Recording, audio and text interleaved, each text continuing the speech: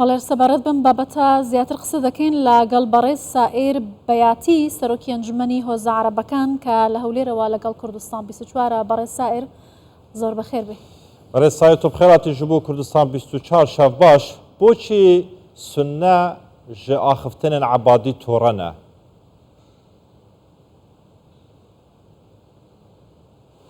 نعم مساء الخير عليك. بەڵێ شەوتان باش شەوی بینەرە بەڕێزەکانشتان باش ئەوەی بەڕێز عەبادی گوتوویەتی بەڕاستی ئێمە ڕاهاتوین ئەم زۆرە شتانە لە بەڕێز عەباتیەوە ببیستین کە دواتر بەڕاستی بەسەریدا ساغ دەبنەوە ئەو قسانەی کە هیچ ئەساسێکیان نییە و دوورن لە ڕاستیەوە. ئەو شتەی لە سەردەمی بەڕێز عەبادی ڕوویدا ئەوە بوو کە هێرشێک لەلایەن داعشەوە هەبوو، هەڵاتنێکیش لەلایەن سوپای عێراقیەوە هەبوو. ئەم سوپا لاوازە دوازە ڕای کردو لە ترسی داعش هەڵات و بەناوان بۆ هەرێمی کوردستان هینە لە بەرامبەردا بەغدا ئامادە نەبوو کۆچبەران لە خۆی بگرێ، ئاوارەکان لە خۆی بگرێ، سونەکان لەم ناوەدا کراونەتە ئامانز لێوان داعش و میلیشاکان کە ئەم ناوچانەیان ئاگادار کردووە و خەڵکیان بە ئاوارە کردووە و هەزاران کەسیان کوشتووە و دەیان هەزار کەسیشیان بێسەر و شوێن کردووە. شایەدی زۆریشان لەسەر ئەم بابەتە لەسەر کوشتن و هەروەها لەسەر بێسەر و شوێنکردن. سونەکان پلانجێریان بەرامبەر دەکرێت لەلایەن حکوومەتێک بە دوایەکەکانی عێراق بە ئامانج کراون و بە ناوی جیاجیان ناوزە دەدەکرێن. بەڕێز عەبادی بەم دوا لێدوانانەی هەموو ئاکارەکانی تێپەڕاند، هەموو بنەما مرۆڤایەتیەکانی پێشێل کرد. دوای ئەم قسەی دوایی کە ئاماژە پێکرد ئەم لێدوانە بەڕاستی دوورە لە ڕاستی واقعی نییە. بەڵێ بەڕێز بەیاتی پێتان وایە کە بۆچی عەبادی لەم کاتەدا بەم شێوازە قسە دەکات؟ ئایا ئەمە ئامانجێکی لە پشتە یا بۆ هەڵبژاردنەکانە بەم بەستێکی دیاریکراو دەکرێت؟ بەدڵنیاییەوە ئەم پیاوە بە دوای دەنگی هەڵبژاردن دەگەڕێت، دوای ئەوەی جەماوەرەکەی خۆی لەدەستداوە لە تەواوی عێراقدا ئێستا خەریکی تۆمەت بەشینەوەیە، خەریکی چەند شتێکی بێبنەمایە، خەریکی هەڵدانی باڵۆنە لێرە و لەوێ، بەلکی لە ڕێگەی ئەم قسانەوە دەنگێک لێرە و لەوێ بەدەست بێنێ. بیرمان نەچێتە ئەو هێرشەی بۆ سەر هەرێمی کوردستان دەکرێت کە ئامانجی سەرەکی لەم هێرشانە لەلایەن حکوومەت و چوارچەوەی هەماهەنگی و هێزەکانی چوارچەوەی هەماهەنگی بۆ بە ئامانجکردنی پێکاتە عێراقیەکان بینیمان کە چۆن مەسیحەکان لە بەغدا دەرکران، لە بەسرا دەرکران، لە ناوچەکانی تر تەنانەت لە دەشتی نەیناوەش خەریکە ڕاویان دەنێن. دوجاریش ئەوە بوو بینیمان لە حەمدانی ڕوویدا. ئێمە بە چاوی خۆمان بینیمان کە چۆن ناوچە سونیەکان چۆڵ کران، خەڵکیان خستە زیندانەوە، خەڵکیان کوشت و خەڵکیان ئاوارە کرد. ئێستاشی لەگەڵ بێت 1,500,000 ئاوارەمان هەیە لە هەرێمی کوردستان لە کەمپەکاندان، لەوێ ژیان بەسەر دەبن لە چەند ناوچەیەکی جیاجیا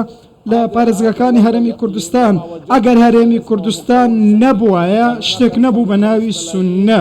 زیاتر لە 5 ملیۆن کەسی ئاوارە هەبوو بەهۆی میلیشاکانەوە ئاوارە ببوون و پەنان بۆ هەرێمی کوردستان هینابوو. ئەگەر هەرێمی کوردستان نەبووایە بیرمان نەچێت کەرکووک لە ژێر پارێزگاری پێشمەرگە نەبووایە کە هەموو پێکاتەکانیان پاراست، سونەکانی ئەو ناوچەیان پاراست. 1,100,000 کەس کە لە کەرکووک بوون ئاوارە کرابوون لەو ناوچانە لە ڕوومادی و لە دیالی و لە مووسڵ و تکریت و هەموو ئەمانە پەنایان بۆ هەرێمی کوردستان هێنا، چونکە تەنیا هەرێم دەرگاکانی خۆی بۆ سونەکان کردەوە. سونەکان ئەم چاکەی هەرێمی کوردستان لە بیر ناکەن هەرگیز. ئەو دەرگامڕیانەی هەرێمی کوردستان کردیانەوە کارێکی ئەخلاقی بوو لەلایەن سەرکردایەتی هەرێم. باشە ئەوەی کە تووشمان هاتووە لەلایەن حکوومەتی بەغدا و ئەو لایەنانەی کە بەرپرسن لەم شتانە لە سەروی هەمووشیانەوە عەبادی کە میلیشیاکانی هێناوەتە سەر ئێمە و پێشێلی دەستوری عێراقی کردووە، ئەوەی کە پێی دەگوترێت حەشدی شەعبی و چەند میلیشیاکی دیکە بەرپرسن لە تێکدانی سەقامگیری و کوشتن و دواتریش بینیمان چۆن ڕاستەکانی تەنانەت پاڵاوگەی بێزیش ئاشکرا بوون. زانیمان پاڵاوگەنەوتەکان لە تکریت و سەلاحەدین چیان لێکراوە چۆن ئەوانە دزراون ئێستاش ئەم دزیانە بەردەوامن لەلایەن ئەو میلیشیانەی کە بەڕێز ئەمانەیان دروست کردووە ئەوەی کە پێشی دەگوترێت میلیشیا پێچەوانەی دەستوری عراقیە. باشە بەرەسای تو دەبێژیت ئاخنێت خۆدا ئەگەر هەرێما کوردستانی نەبا تشتێک نەدما بناوێ سنەیان لێ پرس ئەvەیە بۆچی بەیاننامەیە سنەیاندا بەحسا بێ ڕاستیە نەکیریە دەما بەحسا داخستنا دەرگەهێن بەغدایە دیکات لە هەمبەر سنەیان بۆچی بەحسا ڕۆڵێ هەرێما کوردستانیش ناکەن کو دەرگەهێن خوا لە هەمبەر سنەیان بەکرینە.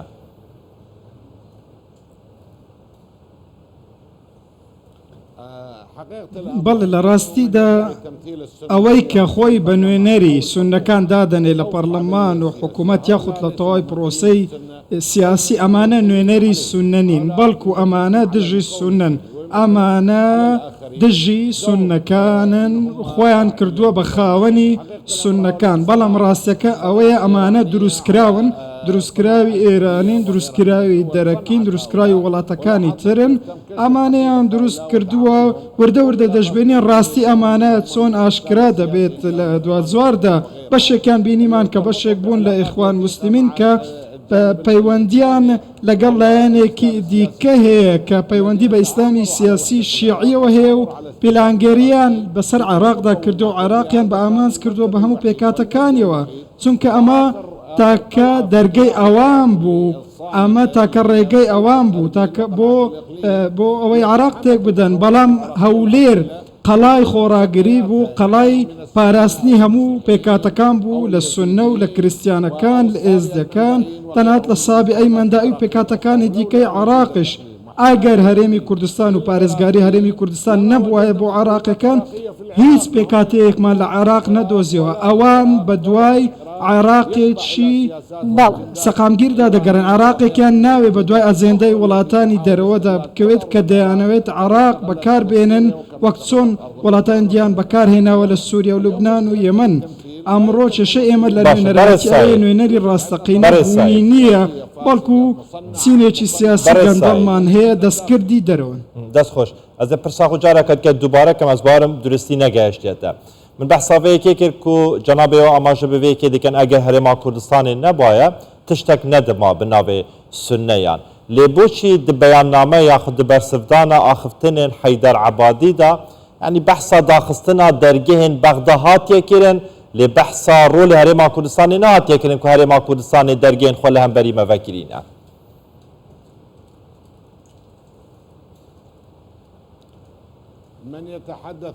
ئەوەی کە باسی ڕۆڵی بەغدا دەکات لە پشگیریکردنی ئاوارەکان ڕاستی نەکردووە ورد نەبووە لە قسەکانی بەڵکو درۆی لەگەڵ کۆمەلگای عراقیدا کردووە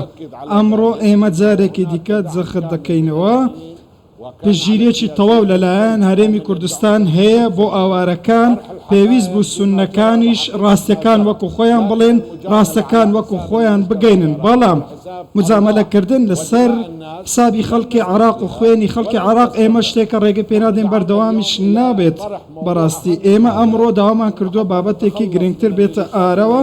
بۆ ئەوەی ئێمە لە دەست میلیشیاکان نەجاتمان بێت کە خاکی ئێمەیان داگیر کردووە لەو سیاسە گەندەڵانیە نەجاتمان بێت کە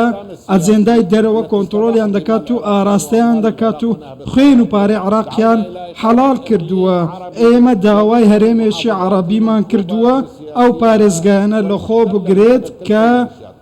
ئەو میلیشیانە کۆنتترۆلیان کردو هیوادارین کۆمەلگەی نێودەوڵەتی گوێمان لێ بگرێت جیهان گوێمان لێ بگرێت چونکە ئێمە بە دوای چارەسەری واقعیدا دەگەڕێین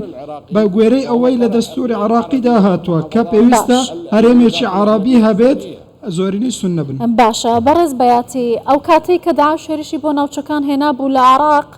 حەیدەر عەبادی خۆی سەرۆکوەزیرانی عراق بوو بەڵام بارودۆخی ناوچە سونەنشینەکانمان بینی کە چۆن بوو وەکو ئاماژەتان پێکرد دەواازەکانی بەغدایان بەسەردا داخرا هاتنە هەرێمی کوردستان ئێستاش ناوچەکان هێشتا ئاوادان نەکراونەتەوە کاوارەکان بگەڕێنەوە بۆ شوێنەکانی خۆیان بۆچی سەرۆکوەزیرانەکانی عراق بەرپرسیارەتی بەرامبەر بەم دۆخە هەڵناگرن بەڵام ئامادەن کە چەواشەی واقعیەت و ڕاستی مێژوو بکەن ئەوەی کە عەبادی ئێستا کردوویەتی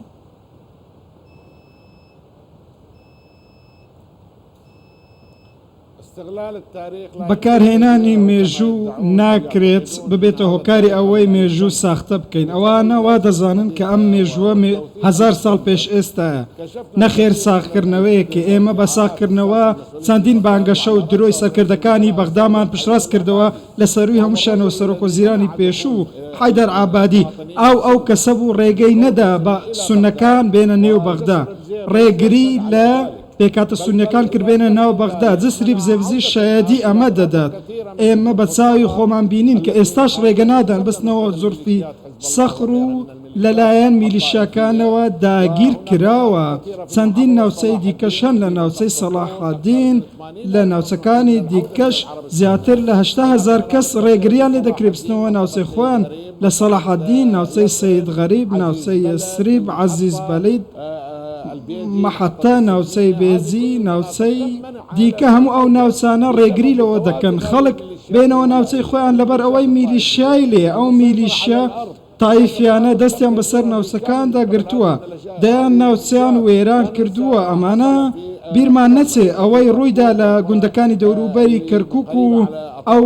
گوندانی نێزیکن لە دووسخورمات و لەلایەن ئەم میلیشیانەوە بە تەواوی وێران کران تەقینەوەیان ئەمزانداوە دزیان ئەنجامداوە ئەوەی ئەو میلیشیانە کردویانە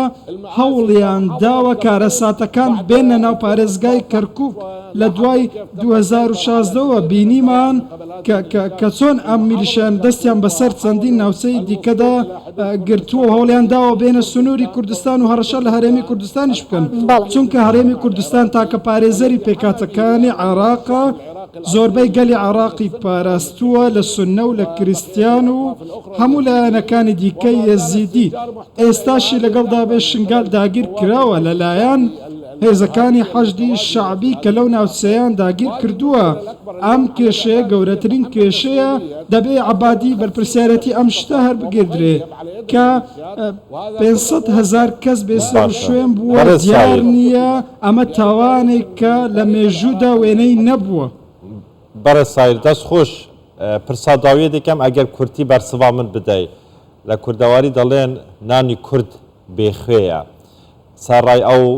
باش و چاکانەی کە کورد لە هەمبەر سونە کردوێتی ئێستا دەزانی پرۆژە یاسایەک لە پەرلەمانی عێراقا جگە لە شیعەکان کە ئامادەنین دەنگی پێ بدەن سونەکانیش بە هەمان شێوە ئامادەنین دەنگی پێ بدەن کە ئەویش بە پارێزگابوونی هەڵەبجەیە ئەو هەڵەبجەیە کە هزارەهان کورد خوێنی خۆی کردوتە قوربانی لە پێناوی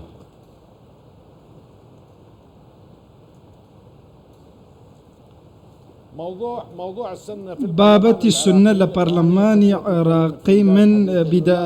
سەرتاشەوە باسم کرد هیچ نوێنەرێکی سونە لە پەرلەمانی عێراقنی ئەمانە دروستکراوی ئێرانن ئەمانە پاڵپشتیان دەکەن و لە پەرلەمانی عێراقی دروستیان کردو نوێنەری ڕۆڵە سونیەکان و پارێزگا سونیەکان نین بابەتی هەڵەبجەش پێویست بوو ئەگەر خەڵکی عێراقی لە بەغدا هەبێ عێراقیەکان لە بەغدا حکم بکەن دەبوایە هەڵەبجە بێتە ئایکۆنی تەواوی عێراق ئەو ڕۆژەی هەڵەبجە بوایە شوێکی فەرمی بۆ ئەوەی ڕۆڵەکان بە بیرمان بێت ڕۆڵەکانی داهاتوو کە چکارە ساتێکی بەسەردا هاتووە دەبوایە بڕیارێکی ڕاستەقینە لەلایەن بەغداوە هەبوایە کە هەڵەبجە لە قوتابخانەکان خوێندرا بوایە بۆ ئەوەی هەموو ڕۆڵەکانی داهاتوومان بە بیریان بێت ئەمڕۆ سونەکان بەڕاستی نایەنەوە شەڕ بکەن بە دوای دۆستا دەگەڕێن ئەو بەشەی ماوەتەوە لە عێراق بیپارێزن چونکە عێراق ئێستا داگیر کراوە ئێمە پێشمان بە سەرکردایەتیەکی نوێیە بۆ ڕۆڵەکانی سونە دووبارە خۆمان ڕێک بێخینەوە لە پرۆسەی سیاسیدا کە بەڕاستی پرۆسەکە کۆتایی هاتووە بەهۆی ئەو راپۆرتە نێودەوڵەتیانەی کە دەردەچن ئاماژە بەوە دەکەن ئەوەی بیستمان لە نێردەی نەتەوە یەکگرتووەکان لە کۆتاجار باسی ئەو ژمارە گەندەڵەیە کرد کە گەیشتۆتە لووتکە ئەمڕۆ دەوڵەت لەلایەن میلیشەکانەوە حکم دەکرێت و ئێمەش دامە پێدانانێ بەڵکو پێویستە دەوڵات لەلایەن میلیشەکانەوە بەڕێوە نەبردرێ وەزارەتەکانیش بە هەماش بەڵێ بەڕێز سایر بەیاتی سەرۆکی ئەنجومەنی هۆزارە بەکان لە هەولێرەوە لەگەڵمان بووی سپاس